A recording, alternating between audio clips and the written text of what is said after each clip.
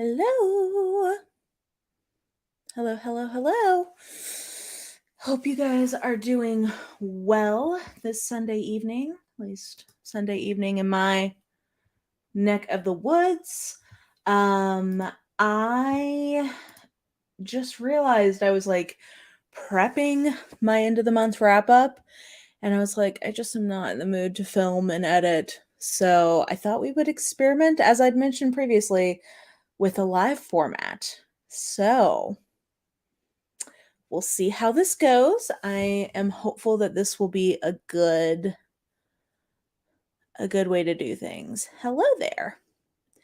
Um so yeah, I'm excited to see how this goes. Hello, my friend. Um I literally just finished uploading our podcast dress, so look at us both being productivity queens, being early this week.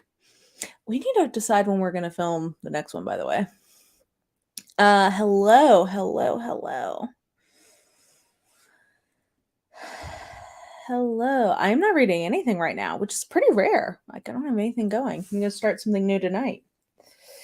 So yeah, we're gonna do an August wrap up, and I'm just pulling up my little spreadsheet here so that I remember which ones I'm gonna talk about.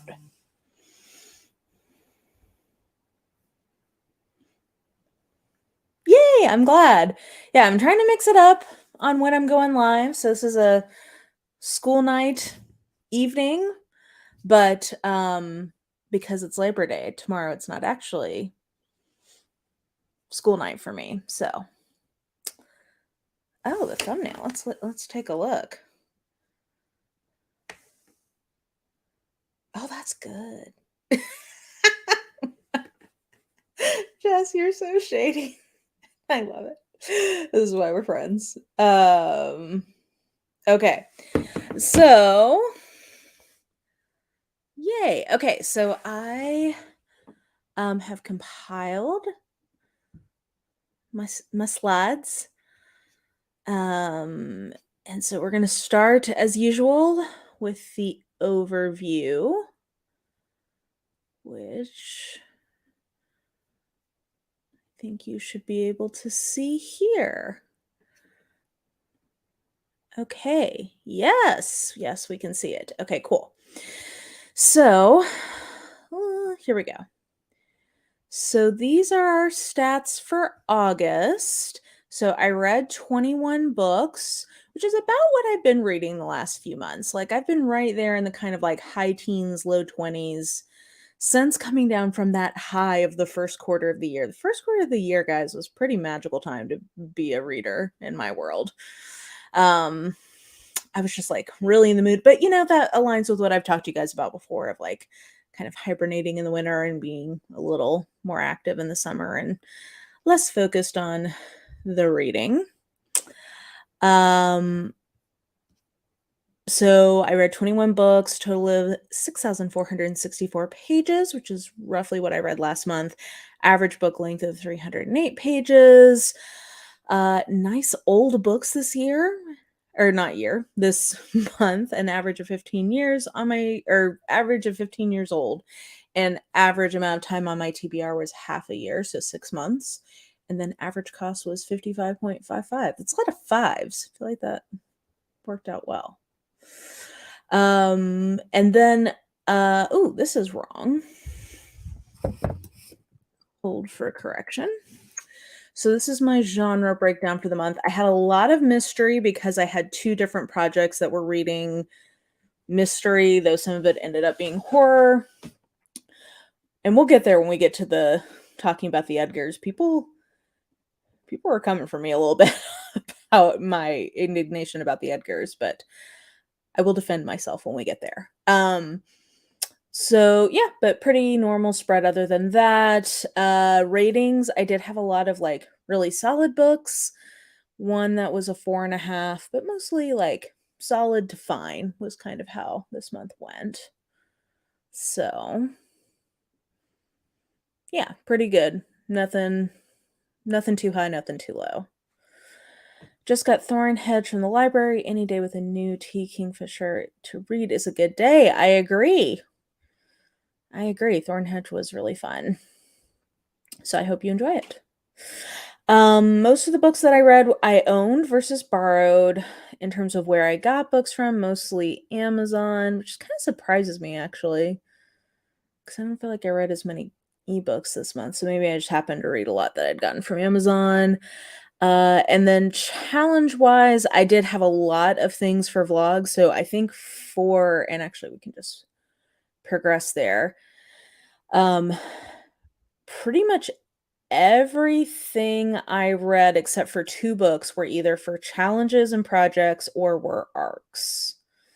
So, yeah, I was a very list-focused reader for the month, it feels like. So, these are all of the books that I read in August. Like I said, there's a lot of mystery. Note a couple of, random smutty romances down here in the bottom. Let's see. Anything I didn't read besides these 2 for some kind of challenge or arc? No, because What Moves the Dead I read and very much enjoyed. We'll talk more about that. But that is going to be in a vlog you guys will see next month. So, hi all. Has anyone heard a release date for Rebecca Roanhorse's final book of her trilogy? I'm so excited for it. I want to say that I heard it's coming out next summer, but I don't remember off the top of my head. I guess I could look. If you ever want to know release dates, I suggest looking on Goodreads because they do a decent job of keeping that up to date. It's not perfect, but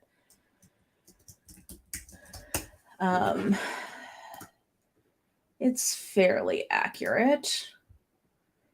Let's see here. Expected publication 2024. June 2024 is what it's listed as right now.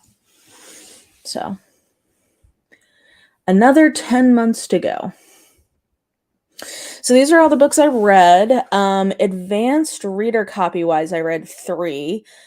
So the ones I had as ebook, I read People to Follow. And it was good. So and then there were none retelling YA style. I think if I had not read and loved Never Coming Home so much last year, I probably would have emotionally liked this one even more. But it's very competently done. I gave it 4 stars. It's like an influencer island thing. I think the characterization wasn't as good as Never Coming Home. And again, I just think in general, probably I would have liked this better had I not already found what to me seems like pretty close to a perfect YA and then there were none retelling featuring influencers. So, but I would recommend it. It comes out in October. So if you like that trope as much as I do, I think you would enjoy it. And then let's see if I can. Actually, you know what? Let's see if we can zoom in a little bit more here. Here you go. Okay. That way you can see which ones I'm talking about here. The Christmas Appeal, I think, was really fun. So I would say, so it's a sequel to The Appeal by Janice Hallett, which came out a couple of years ago. It's in the same town. It has a lot of the same characters. And I think it's very hijinksy and fun. It's a novella. It's mixed media. So I think if you liked the original, you're not going to be disappointed with this. It does feel more over the top than the original one was, and a little more on the sort of like slightly more cutesy end of things, since it does have sort of that small town vibe thing. It's also at Christmas, which, always adds a layer of like, is this a Hallmark movie? But I thought that this was like very fun and a worthy successor, I guess, to the first one. So if you liked that original one, I would definitely recommend picking it up. It also, I think, is coming out in October. So yeah, I'm excited for that. And then let's see here. Yeah. Okay. City of Bones I had physically. Excuse me. City of Bones. Excuse excuse me, is a reissue of an old Martha Wells book, a fantasy from, I think, like 97 or so. One second.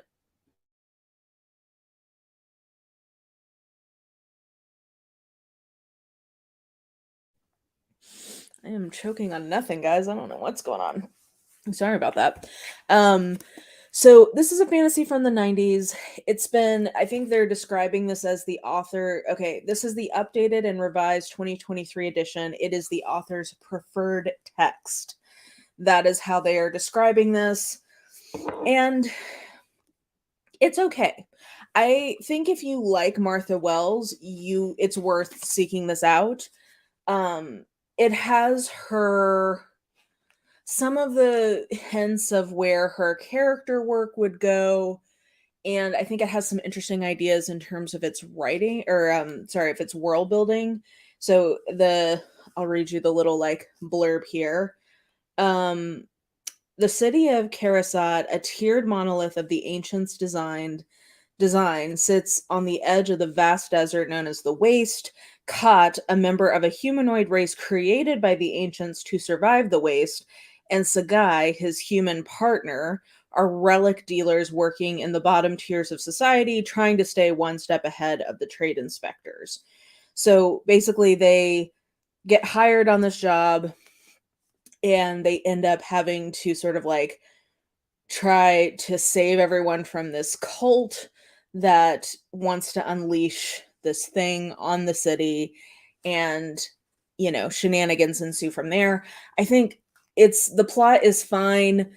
I think there's some interest in the characters and the world is cool, but it doesn't have the signature Martha Wells writing that I really enjoy.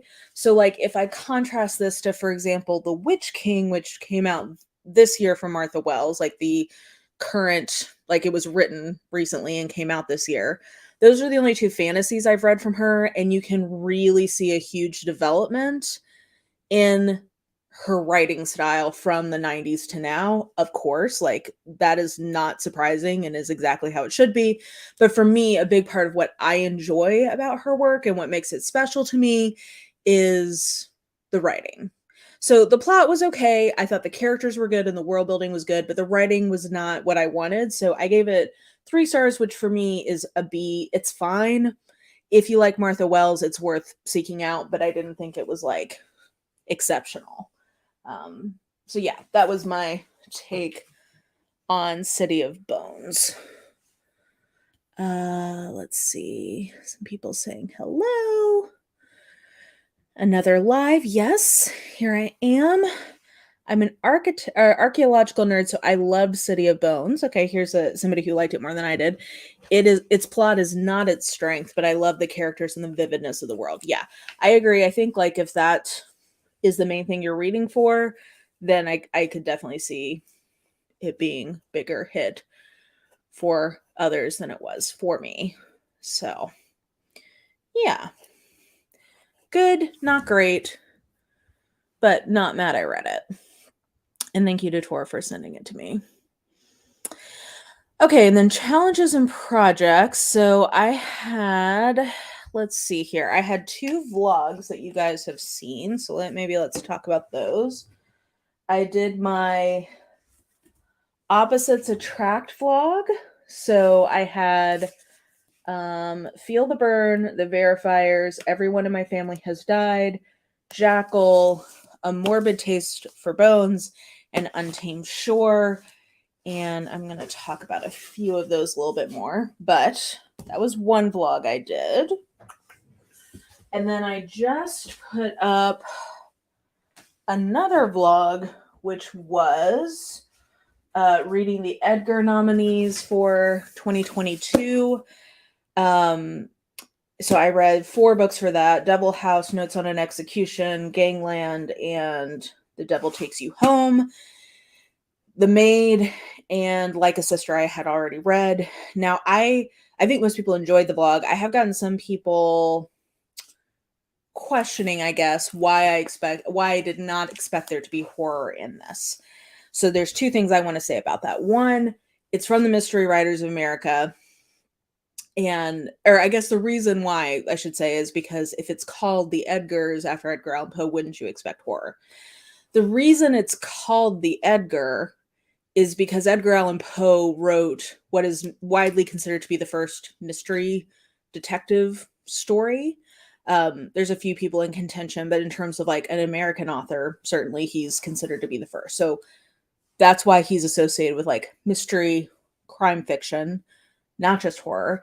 And the second is I looked a couple of times and tried to find the criteria on their website and couldn't find it. A few other people found it subsequently for me, which I very much appreciated. I suggest that they redesign their website because it is not user friendly. And I think their categories are actually, you know what? Let me just look at it. So that way I am just telling you straight up what it is, which I appreciate. I appreciate the people who were able to find it because I could not find it. It says guidelines say mystery, suspense, crime, and intrigue.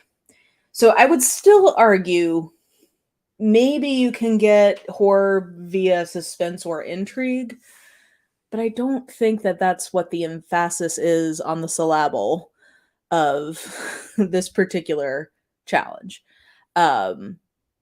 Which that's a movie reference, meaning that like purposely missaying the word emphasis.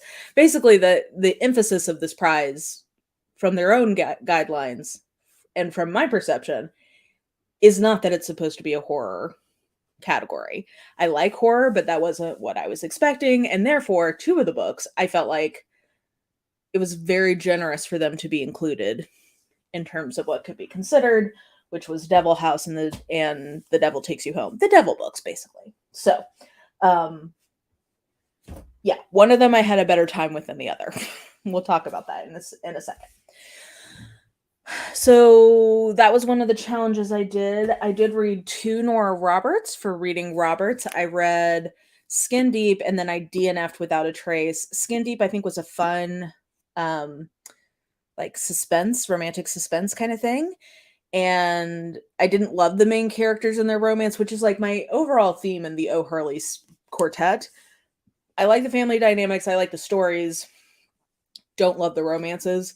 And then Without a Trace, I couldn't finish because I found the hero to just be absolutely insufferable. So I DNF that one. But that's 2 more books in my Reading Roberts ongoing saga that I have completed. And then I read I read a few books for series.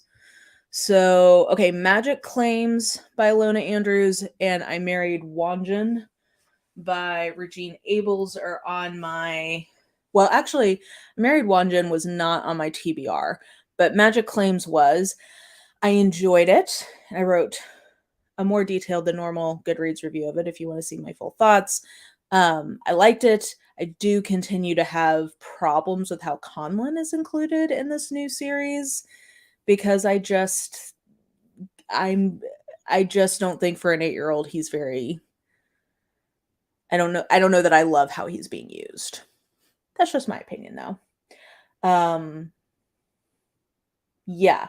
And then in terms of my last series TBR, I read Dr. Thorne by Anthony Trollope, which is this one, which I liked quite a bit. It's chunky. You know, what is it, like almost 600 pages, I think. It was probably a little long in my opinion. Far be it for me to criticize a classic. But I did think that this just had a lot of really interesting themes in it in terms of how like these gendered inheritance laws hurt both men and women. Like I thought that was an interesting take. There's a lot of really interesting stuff in this about class. Some of the characters I thought were really vivid. The titular Dr. Thorne I really liked. Yeah, I think that this was I gave this 4 stars, like another solid, enjoyable entry in the Barsetshire Chronicles. So I got through that, and then I read The Obelisk Gate and The Stone Sky. Stone Sky was my favorite read of the month, so I will talk more about that in a minute. And then any other challenges that I was going to tell you guys about? No, I don't think so, because I can't tell you about that yet. Okay, cool. So let's then move to my awards for the month. Shall we? Okay. Let's shall. Stop screen. The devil has no place in this house. Yes, exactly. Do you have a lot of books left on the Nora saga? I do. I am not yet 50% of the way through. I think at my last count, I think I had like 270 books on that she had written, like books or stories, I should say. I am also including stories she has or like novellas she has in collections.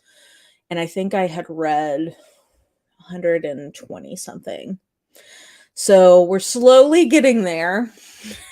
But she keeps writing more, so it's an ever-growing pile. The Christmas appeal. Do you need to read the appeal first, and or does it spoil anything in the appeal? It does spoil the ending of the appeal.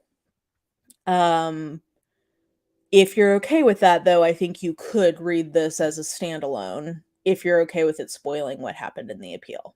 So that is a judgment call on how spoiler sensitive one is. Okay, so I'm also doing my nails while we talk because why not? Let's do my little award-a-roos. So, oh gosh, okay. How do I want to do this? When I used to do disappointment, surprises, hits, it was a little easier because that was just the order I would always go in. But now I have freedom to decide the order. So, okay, maybe let's do. My first pairing is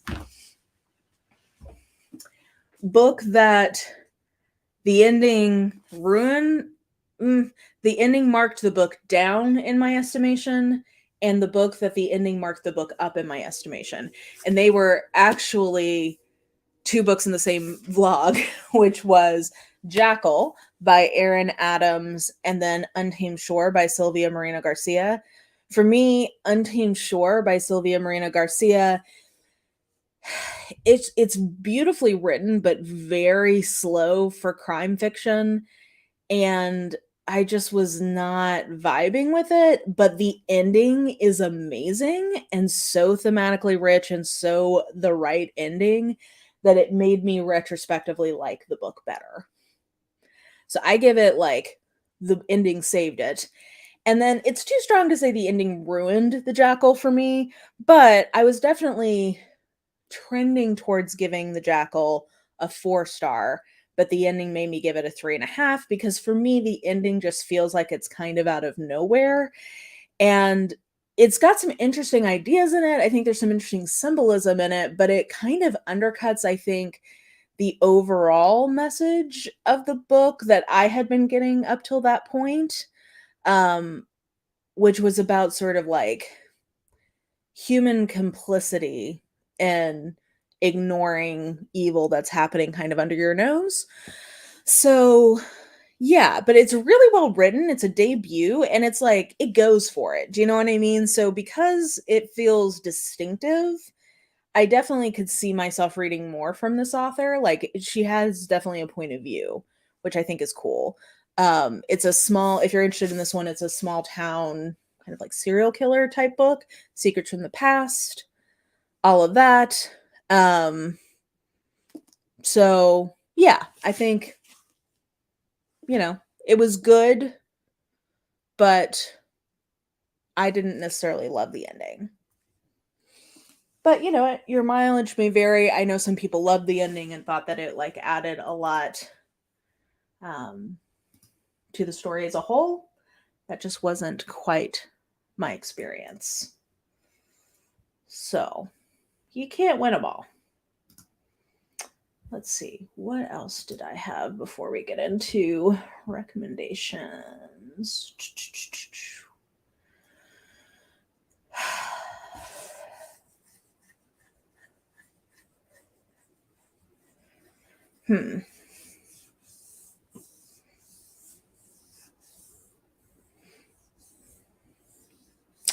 How do I want to frame that?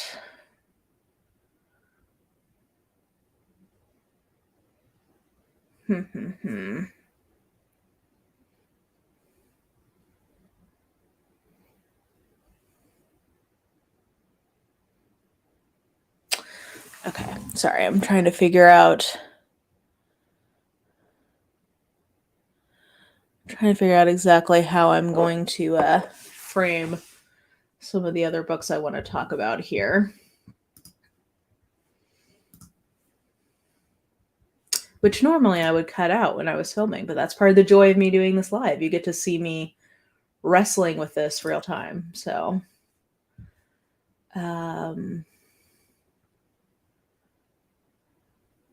yeah.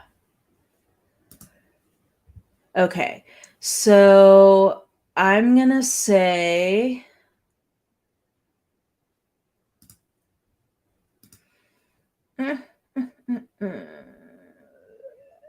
okay. I'm going to give Most Pleasant Surprise to A Morbid Taste of Bones by Ellis Peters, because that was a book, or like the Brother Cadfael series is one that has been recommended to me literally for probably 20 years at this point. People have been recommending this to me what feels like my whole life. So it felt like a lot of buildup. It was one of those things where I'm not going to say that I wasn't reading it, or like I was not reading it out of spite. That was not what I was doing. But I did have a feeling of like, this is really hyped to me at this point. Like, could it possibly be that good? And I was very pleasantly surprised at how much I ended up liking that particular book. I am planning on continuing in the series. So it's a historical mystery series set in Wales. Yeah, or like Wales adjacent. And it is with a monk who is a disillusioned crusader who decided when he came back from the Crusades that he was just going to like give his life over to God and became a monk. It's insinuated that he had like, he was like a ladies' man or whatever.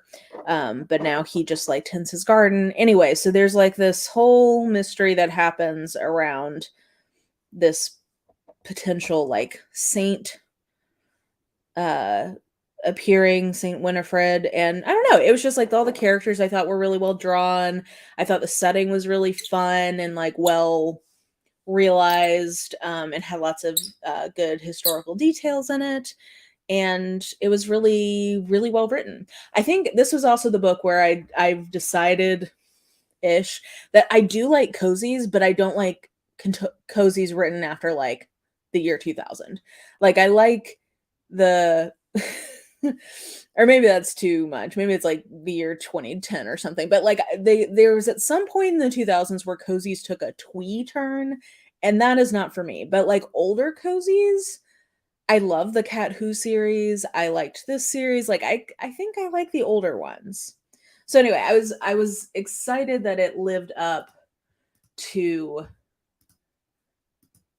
what I just wasn't sure if it would live up to the hype, and it did. So that was exciting for me. So I'm going to keep going in that series. I have tentatively marked it as one that I'm going to read all the books in, but that may have actually been a little premature. It's too late now, though, because it's in the numbers. So I'm just going to have to deal with it. But I probably should have read a couple more books before I officially said I was going to read all of these. But, let's see here.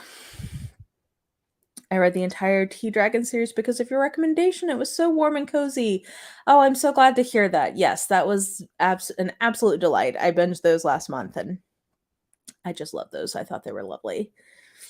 I prefer historical cozy mysteries like the Herringford and Watts mystery trilogy. Nice. Revisiting the Cat Who series and loving them. Yeah, those are comfort reads for me. I read those constantly as a child. So, I did that, and then okay, I think the only other one to talk about, and even though it's my highest rated book for the month, I'm not going to talk about it as my favorite, though I guess technically it is. But anyway, this is The Stone Sky by N.K. Jemisin is such a wonderful um a wonderful ending to a series. So I'm going to call this the best series ending of the month, and maybe of the year.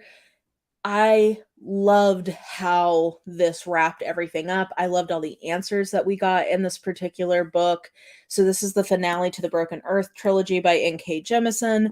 For me, The Obelisk Gate, which is the second book, was good, but not as good as the first one, and dare I say too long. Dare I say it. Here we go. But I felt like this, for me, while I guess I could probably the reason that this isn't a 5 star for me does have to do with that I also think it's a little maybe not even too long. Maybe that's not what it is. There's moments where this feels a little info dumpy in terms of the history and the world, but I like what is being said so much that I think I'm mostly willing to let that go because it's interesting. Like, I really like what we discover about how the world became the way that it is. And I really like the answer to where the magic came from and like where all of these um disrupt like these fifth seasons come from. I thought that was really interesting. And then I really loved all the themes around like complicated mother-daughter relationships in this. I don't know. I just thought that this was really, really wonderful. And I really liked ultimately what we learn about why everything has been happening the way that it is. So I don't know. And I get I think some people find the answer to the use of the second person not satisfying, but for me, I was into that. I always sorry, whenever there's a map I get distracted. But yeah, anyway, so I just thought this was a great ending to a trilogy, really satisfying. If I again, far be it for me to edit NK Jemisin, but if I were her editor, probably what I would do would have been to make this a duology rather than a trilogy. I think it probably pacing wise would have been a little bit more successful. Um, but again, far be it for me. All three of them won whatever Hugo's or whatever. So what do I know? So yeah, that was the best series ending for the month for sure. Cozy sci-fi. Becky Chambers. Sure. How about that? Okay, so then we get to the final category, which is most recommended, least recommended, best worst, or like favorite, least favorite. So, least recommended, even though it was one of my favorite things I read this month, I am going to say is Everyone in My Family Has Killed Someone. Um, because it is just a very strong flavor. So the number of people that I would recommend this to is not broad. Like, I think it's a very specific vision that I personally loved and thought was really rad, but I get that not everybody is going to enjoy it. So, the reason that is because it is very metatextual, meaning that it's referencing the fact that it is a book.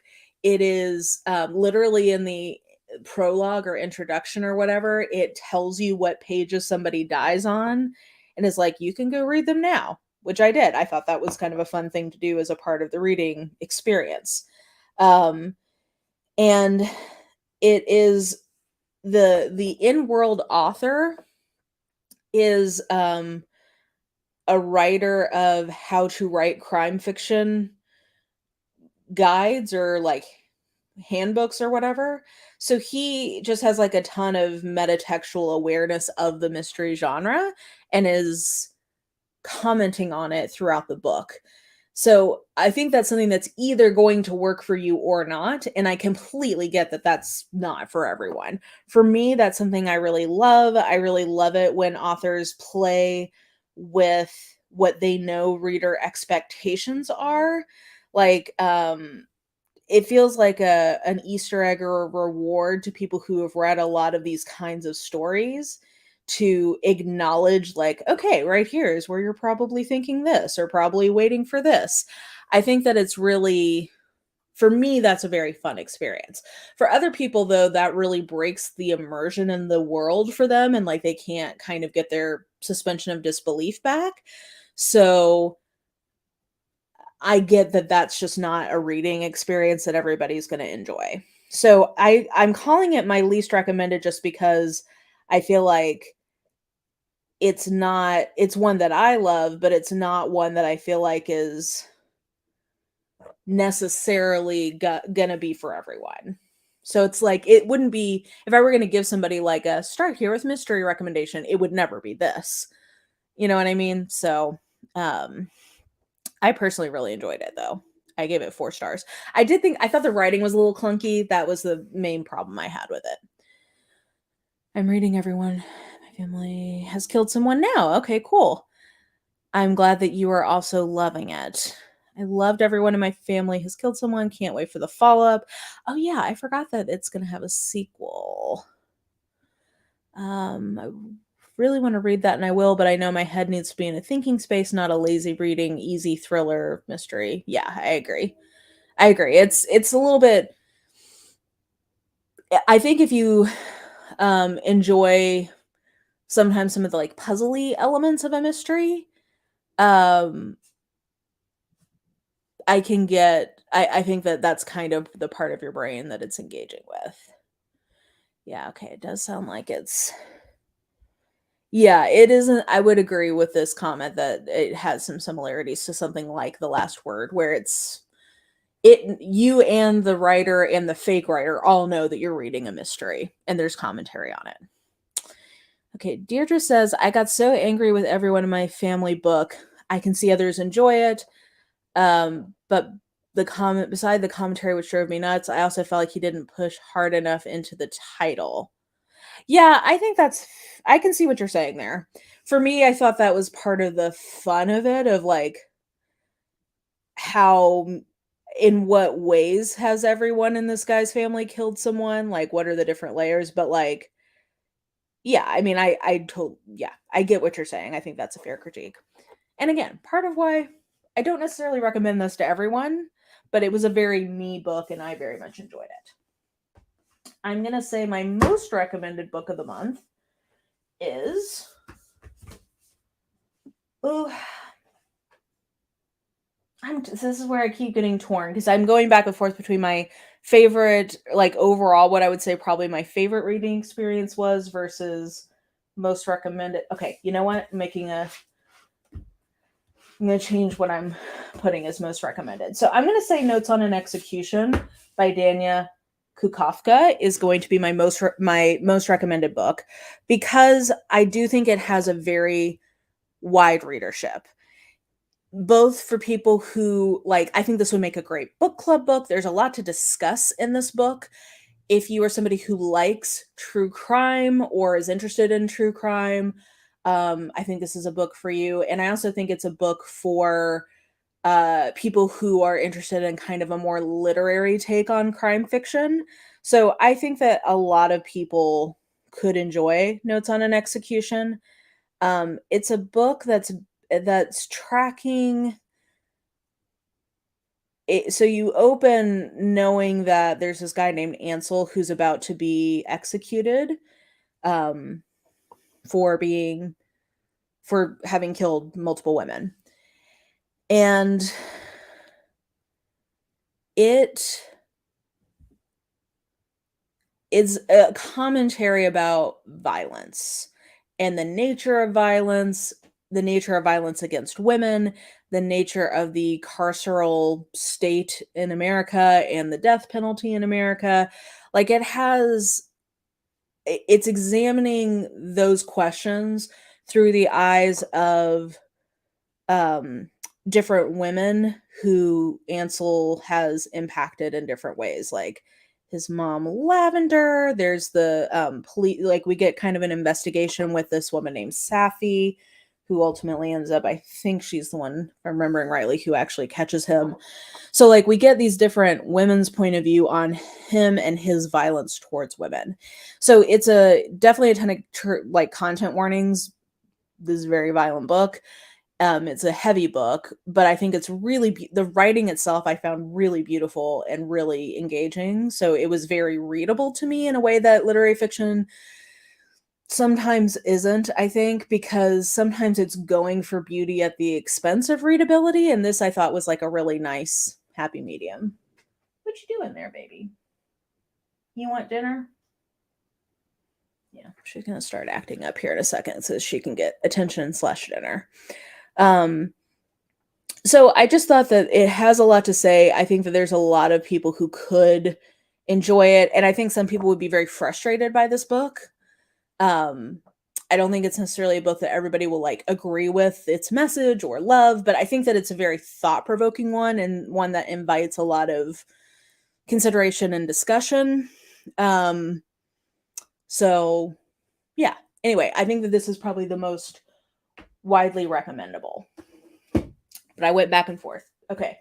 Then we get to least favorite. And that is going to be Devil House. So, if you saw the vlog, you know. I don't think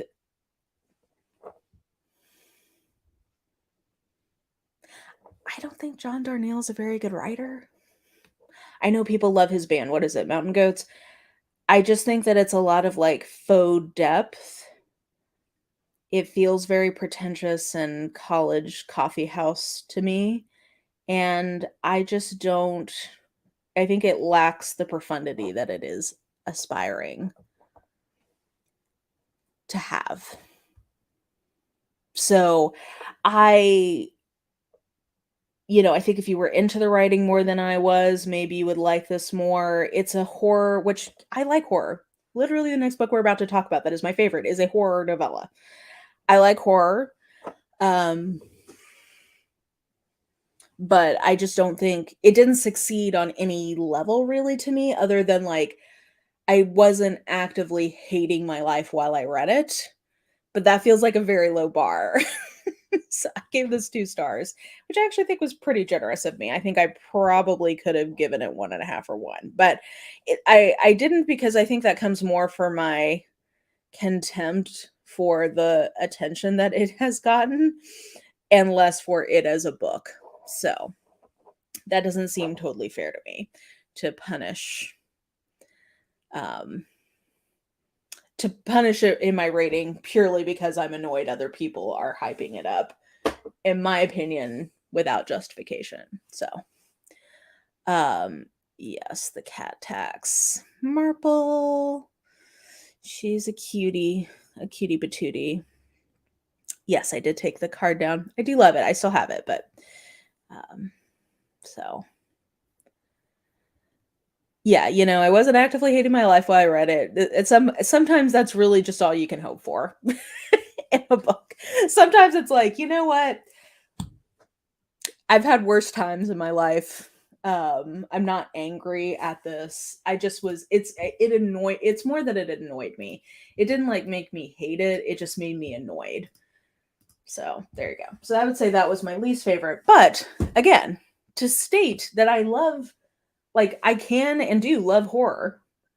I am going to go ahead and say my most favorite was What Moves the Dead by T. Kingfisher. And the reason I'm going to put this as my favorite is just because it's not something I should like. It's horror with fungi, and if you know anything about me, you know that that is like my biggest like I literally when I read it, I feel it on me and I hate it. I hate that so much, and yet this was so wonderful. And it was so fun to see. So this is a retelling of The Fall of the House of Usher by Edgar Allan Poe, and it's completely a retelling, like, it's a very, um I think it's, like, one of the better versions of something being purported to be a retelling that I've read in, probably this year. It's meaningfully a retelling, it really is, like, redoing, um the story of The Fall of the House of Usher.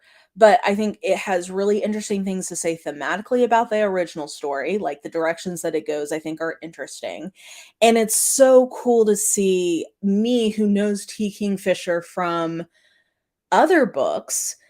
And part of what I love about T. Kingfisher is her kind of her humor in her writing style, which for me completely works. Like, I love her sort of wry asides and stuff in her writing. It really works for me. I love T. Kingfisher, just kind of period. So it was really cool to see her be able to do a very different writing style than what I've come to expect from her. It's like going for a slightly more mannered prose style. And it's a little bit more formal, it's a little bit more gothic, like it's going for the same vibe as The Fall of the House of Usher. And I just think that it's so cool to see her do something so different with her writing, and in my opinion, do it really successfully. So I was just excited by that. I was excited. So I can't read the fungi scenes themselves. I had to skim those. So caveat is I've not technically read every page of this because some of it was too much for me. But I would kind of just skim till we got past the mushrooms and re-engage. So if you're somebody else who has those problems, I think you possibly could do some skimming and still enjoy this. So I really love this. I was so impressed by it. It totally makes sense to me that this was like a really big breakout hit from her. And she actually has a sequel to this coming out next year, which sounds like kind of a different monster type horror. And I'm even more excited to read that. So I really, really enjoyed this. And I think that part of the reason I want to say it was my favorite is it's the one that felt like the biggest risk. And it was something I enjoyed. So yes, other people are loving T. Kingfisher. Love when a journey outside one's comfort zone is a positive success. Same. So, yes, T. Kingfisher is a pen name. I believe her real name is Ursula Vernon, I want to say. Um,